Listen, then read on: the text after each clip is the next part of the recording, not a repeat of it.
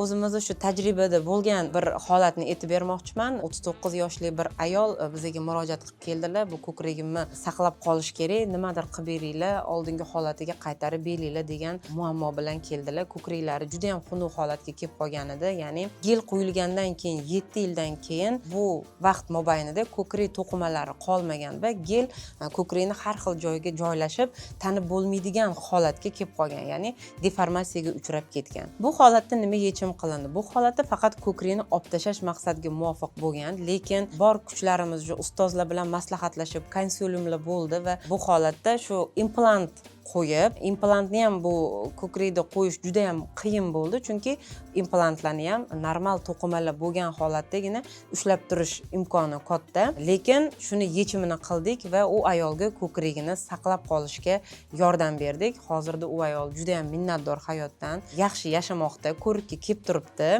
Lekin bunaqa holat bo'lmasligi ham mumkin. Shuning uchun men maslahat bergan bo'lardim. Gellardan mana shunaqa moddalarni quyishdan odam o'zini ehtiyot qilish kerak. Lutchi mutaxassis mamologga murojaat qilib, boshqa yo'llar bilan ham iloji borligini, variantlarini ko'rish kerak.